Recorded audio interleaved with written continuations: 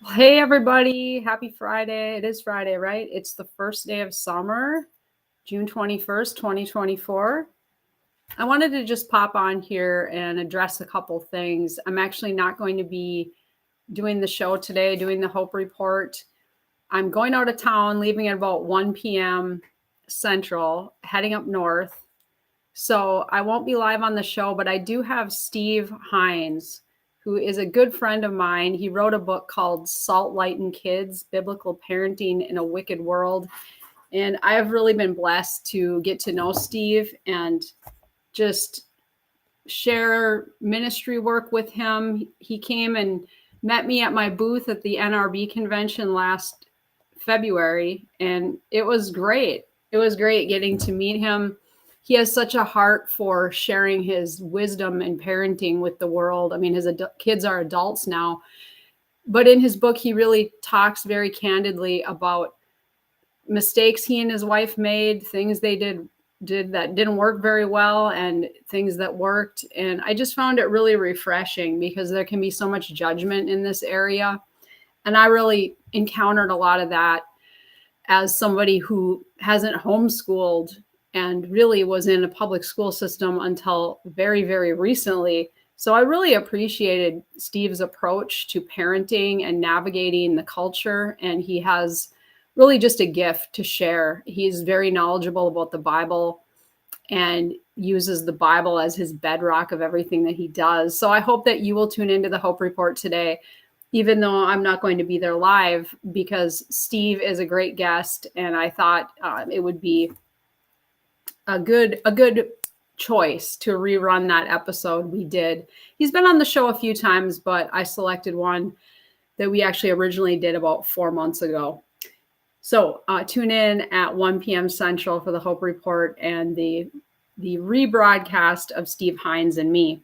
But today I am here just to share a few things with you. First of all, I want to tell you I'm so excited about the changes that I made on the Lindell Recovery Network website. Please go to lindellrecoverynetwork.org and check out the site. I kind of got let loose with WordPress and Elementor once I started having the time to watch a lot of tutorial videos and to figure things out. It is true. You can basically find and learn whatever you need on YouTube. So once I got a taste of that, I really have become unstoppable with ideas of what I can do with the site and how I can make it better for people struggling not only with addiction, but with any life issue. And one of the things we're so proud about with the Lindell Recovery Network is our partnership with Operation Restored Warrior.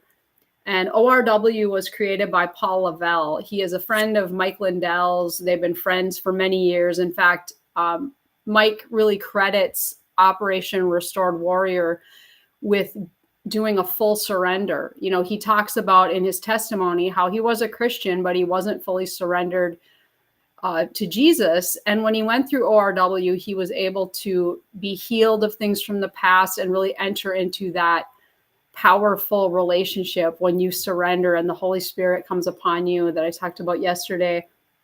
So Mike and Paul are friends, and I've been blessed by my friendship with Paul. He's a very wise man. But I was so excited that I was able to add a link to the Operation Restored Warrior website onto Lindell Recovery Network. So you can go to the main page, and there are several ways you can access ORW. You can do it from a link at the top menu, or if you scroll down the homepage a little bit, you're going to see a picture from Mike's drop zone, Mike Lindell's drop zone. It's him and his team. And then below it, it says, click here to access Operation Restored Warrior men's and women's programs. And I don't think I talk about that enough, but ORW does have a women's program. And I was blessed to go through it back in 2019. Mike put myself and some women from the company through a 3-day event. And I received a lot of healing there. And honestly, to tell you the truth, at first I didn't want to go. I thought, yeah, I've been to so many of these things. I've seen so many therapists. I've been to Sozos, but it was life-changing, the things that happened for me. And the intercessory prayer team I had was just, brought to me by God. And they knew things about me that they couldn't have known. So you can go through this program online. You don't even have to go to a drop zone.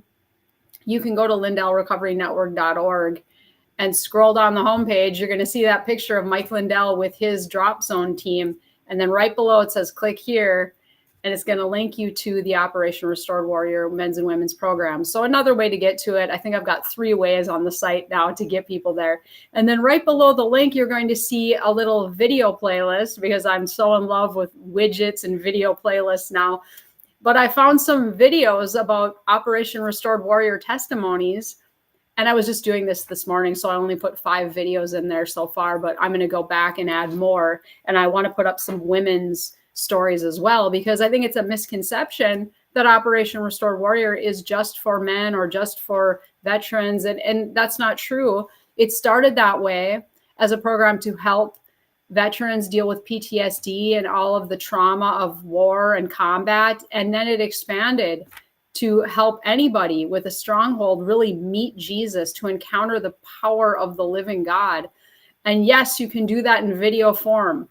As Paul Lavelle shares, the Holy Spirit told him to create this video program, and it's beautifully shot. You can access all the videos in lindellrecoverynetwork.org under the online help, or right on the main page now where I put it under that picture of Mike Lindell with his drop zone team.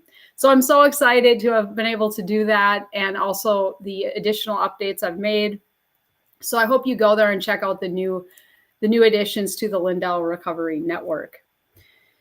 All right, so today, I did a video yesterday about my testimony of speaking in tongues, and how I was blessed with the private prayer language 11 years ago on June 20th, 2013. And as expected, I received some pushback comments. It shouldn't surprise me. Comments from people arguing that it's not a language. It's, if it's not a interpretable language, it's fake. And I'm just tired of it, just over it. But I dealt with that. And, it comes back to, this is what I was thinking when I was dealing with some of these people. How are you going to explain what happened to me in that office in June 20th, 2013? And that's one of the things I keep coming back to about this testimony I have of receiving a private prayer language, that it didn't happen with anybody else around. It didn't happen, and my dog's up here. This is what would happen on the Hope Report every day if I didn't have him restrained and downstairs with, other things helping to keep him quiet. But anyway, when I received this encounter with the Holy Spirit, I was alone in my office. I had been prayed over a week before, but how are you going to explain what happened to me? I mean, I guess you could suggest that I'm lying. You could say that I imagined it. See, I can see why people will say that to those who had something happen to them, maybe at a revival or some sort of church service, because there's a lot of that in the charismatic world, and that maligns us quite a bit, where people may make everything an emotional experience or sensationalize things. And I honestly believe, and I don't think I said this yesterday, that is the reason why God did it for me the way he did, because he knew that I would doubt it, that I would try to explain it away to something else, that I was caught up in the moment, or that the people around me were sort of, pressuring me in some way to have an emotional experience. And I believe really that's why he did it the way he did. I was alone in my office by myself, stone cold sober, and praying when this happened to me. And over the years, I really believe the enemy has tried to sow seeds of doubt, tried to tell me it didn't happen, you imagined it, it didn't really, it was something else. And when I have prayed and sought the Lord about it, he has shown me clearly that, no, it was real. You prayed for it. You believed. He's the giver of good gifts. And even yesterday I said, I don't even know that I I wasn't even sure it would happen for me. I wasn't trying to make anything happen. I wasn't, sometimes we get in those environments, maybe in church or with other people where we're trying to make something happen. We want God to move. We're trying to hear a word and we want a word, but it's not coming. And that can be very frustrating. And I was not doing that at all on June 20th, 2013. I was very much at peace, just praying at my desk by myself. And the Spirit gave me the thought, you need to remember to invite the Holy Spirit. Remember what the prayer team said to you? And that's how it happened. So I just need to let it go, because no matter what you do, people are going to doubt, and they're going to, they're going to have issues with it. Hang on one sec. So yeah, today I'm going up north to Duluth. There's a large race in Duluth. Duluth is about 2 hours and 40 minutes from me because of the road construction. It's really not quite that far. But every year we take part in Grandma's Marathon festivities. Grandma's is the 13th largest marathon in the U.S., or it was. I haven't checked that stat lately, but every year I've been part of this race. From the time I was a small child, my parents had some friends who lived on London Road, which is the road along Lake Superior where the runners pass by. And every year we would go and watch the runners from the yard and cheer for them. And it was really fun. And I remember thinking, someday I'm going to run that marathon. Because you've heard from my testimony, I wasn't the most athletic kid. In fact, I wasn't the one anybody wanted on their team. I was more or less kind of a klutz and not very athletic. I played 1 year of Little League softball when I was in 4th grade, and it was one of the worst years of my life. Actually, I wrote about it in my book. My book is called Blackout to Blessing: How the Perfect Love of Jesus Saved Me from the Highway to Hell. If you're interested in my book, you can go to melissahurray.com. I'm going to start managing that site myself too. Somebody else built it for me, and now I'm taking over the reins now that I'm learning Elementor, and I'm learning all this new stuff about website building. And that's amazing, because maybe you weren't athletic. Maybe you didn't have functional parents. Maybe you had trouble learning a certain thing. But it's amazing that we can acquire those things in adulthood once we stop listening to the lies of the enemy and we cast him out of our lives and we cast him out of our thoughts. Because I've had a lot of lies I've believed about myself. I'm not athletic. I'm just average. Nobody wants to listen to me. I mean, these are just messages I received in my home. And I'm not saying my parents intentionally did this, but it was just a culture in our home, probably a lot of it to do with my dad's alcoholism and my mom's focus on him. And my brother was a really good kid. He was an all-star. He was great at sports. He was very smart. And then there was me, and I was just kind of the outlier, sort of like an invisible child. If you know about family dynamics from maybe addiction recovery, or if you've been in a family program with a loved one, you know that we take on roles within the family, because the addiction isn't just something that affects the addict, even though we can think that sometimes, I'm not hurting anyone. I'm just living my life, doing what I want. But in a family system, it impacts everybody. It impacts everyone. And we tend to take on different roles. Where my brother was more of the family hero, I was like an invisible lost child. My reason for saying that is that we can break these patterns. We can break these curses, and we can allow God to do something new in us. And I talk about going up to Duluth for the marathon. I never thought I would be somebody who would be athletic. I've run the full marathon 3 times, the half a number of times. And then as of late, I ran the half 2 years ago, I mostly just do the 5K now because I like to do shorter, faster. I mean, more about short, fast distances that I can actually improve on. My husband is doing the half, but just that's an example with, doing something new in recovery, something new in life. When you accept Jesus, you give him just this amazing opportunity. I mean, he has the opportunity, but you're not controlling things anymore. You're letting him take the reins. And I've seen him do things in my life I never thought possible, like the athletic part, or even just learning these websites. I was kind of told from a young age that I'm good at certain things and I'm not good at other things. And then that builds a belief system for you as a child, or maybe you tell yourself, I'm not good at math, I'm not good at computers. And really, we can learn anything. We can learn anything if we want to learn it enough. And I told my daughter a story about this because all my life I've thought I kind of suck at math. I thought, I'm just not a math person. I'm just not good at it. And I made it through high school. I took the math I had to take. And then in college, I had to take some math classes and hated every minute of it. Never wanted to do it. Statistics.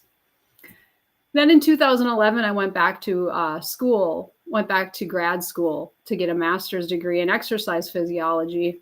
And I didn't, stupidly, I guess, realize how much math was going to be involved. And I had to learn about biochemistry and about calculating absolute power and VO2 max, different things I really didn't have an interest in learning.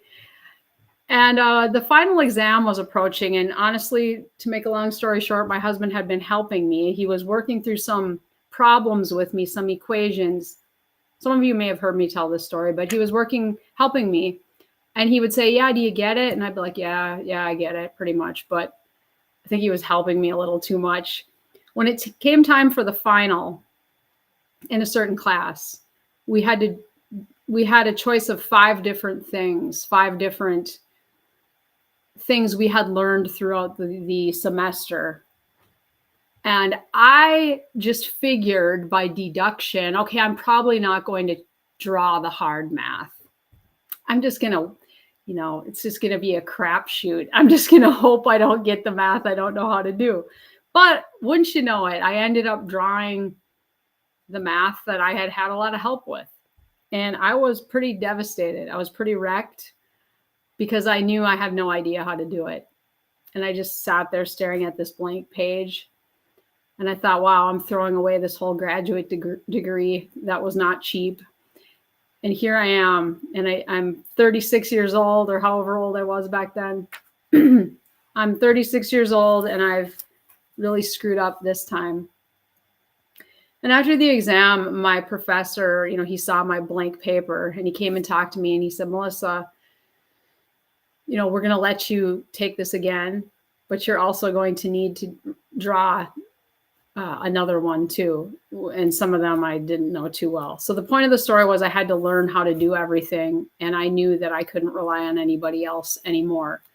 And I came to that place where I wanted it badly enough to work really hard for it. And I remember just spending time staring at these problems and going through the notes. And I wasn't even really on the internet with it much. But after a while of doing that, after many hours, something just clicked for me and it started to make sense. And when it started to make sense, I just had this overwhelming feeling of accomplishment and self-efficacy. And I felt so great. And I thought, hey, I don't suck at math. Actually, I just haven't really been interested in it. I haven't had a compelling reason to feel like I wanted to do it. And I just say that to encourage you. If anyone has ever given you a message that you're not good at something, or hang it up, you can't do that. I could say the same thing about singing. I've had people say, you struggle to maintain your pitch. Although I've had other people say, gosh, you have a beautiful voice.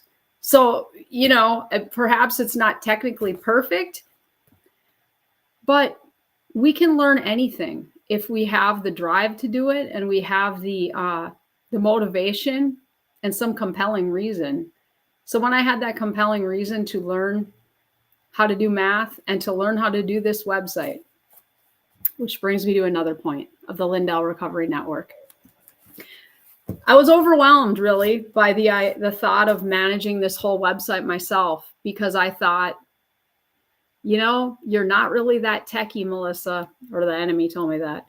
Yeah, I can do basic stuff. I get by. I mean, I'm not 80 years old. I can do stuff. Obviously, I've been raised with computers, but the thought of actually building a site, and even the word Elementor, it like made me cringe. I thought, oh gosh, this is like, right. Is this like writing code? What is this? I didn't even know what a widget was. And then something happened. And I have to give my pal Chuck Reish props for this.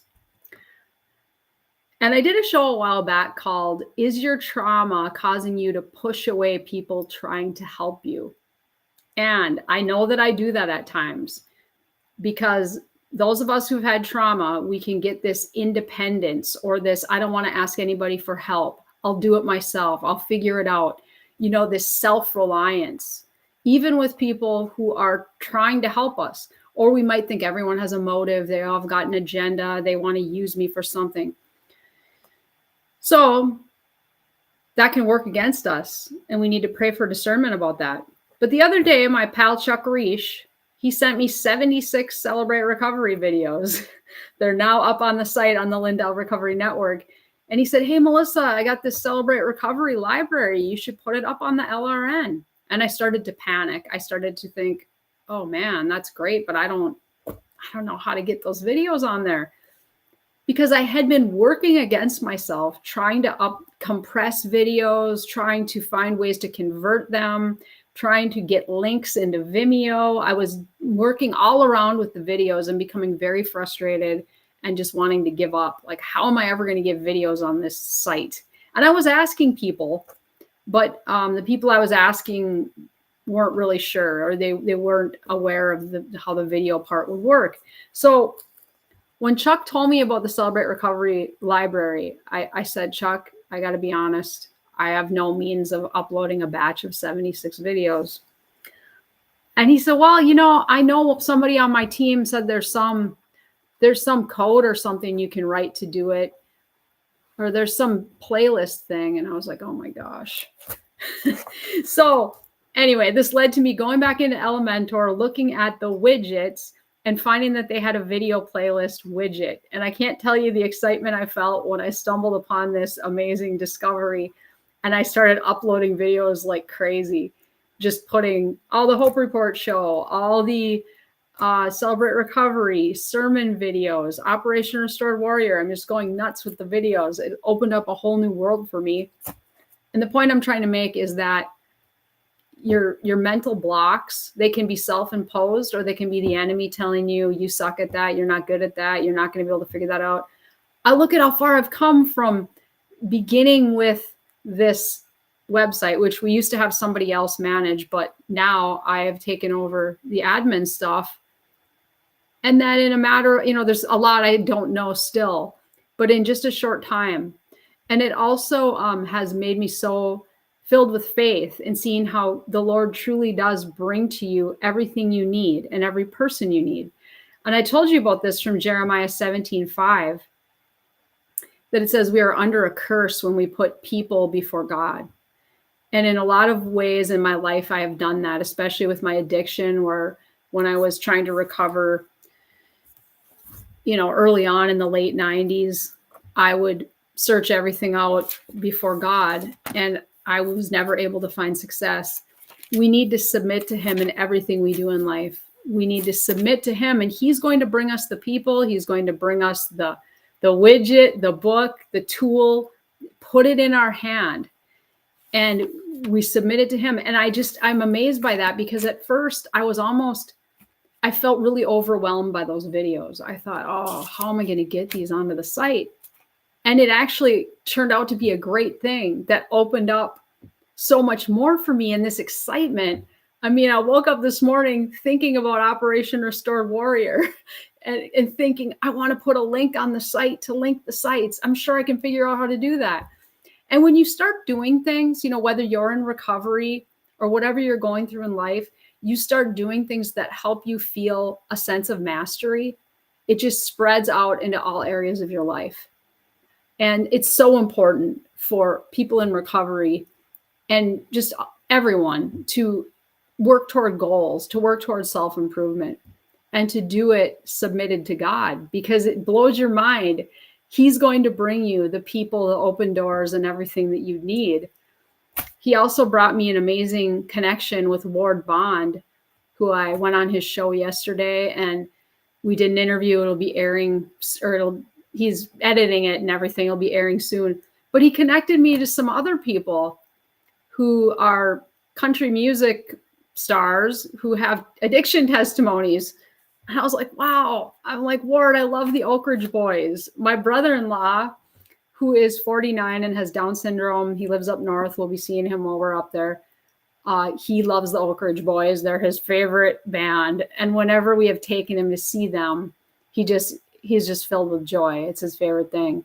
And he got to meet them at a casino a while back. And they were so nice to him. They took time. They were patient. They were just great people. And so to be able to interview them would be great. And there are some other people I didn't even know had addiction testimonies.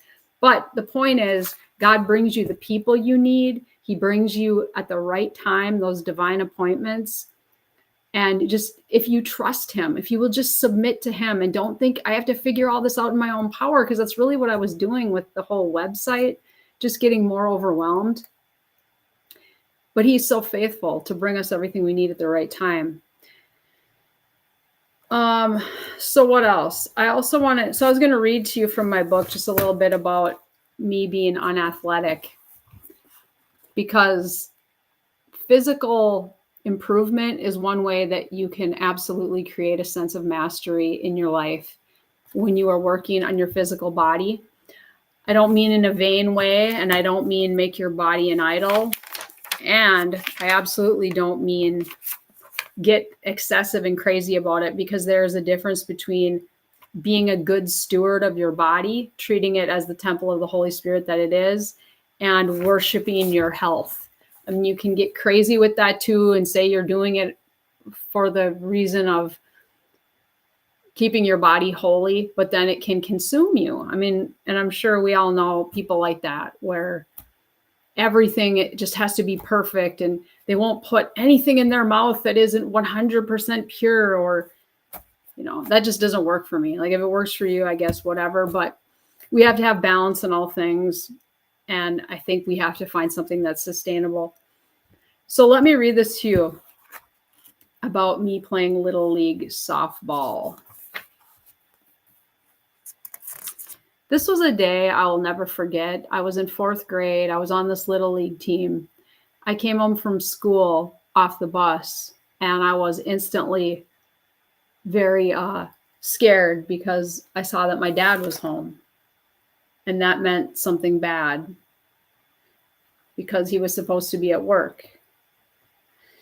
My dad was a painting contractor. Actually, he did some work for my uncle's business, but as his addiction progressed, he had a lot of trouble keeping a job. He was unreliable.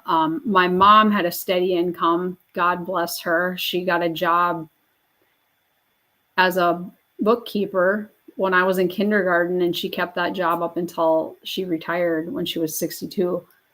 So she provided some stability for the family through that.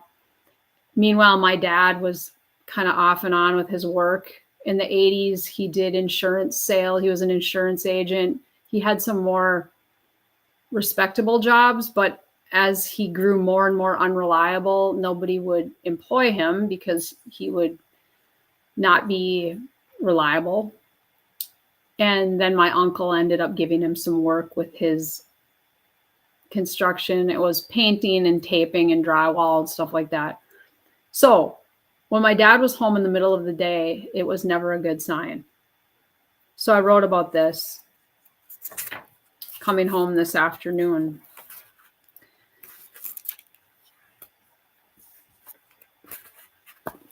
Plenty cocky about providing a lake home lifestyle, Dad glossed over the details and led everyone to believe he'd scrimped and pinched for a down payment on resort property.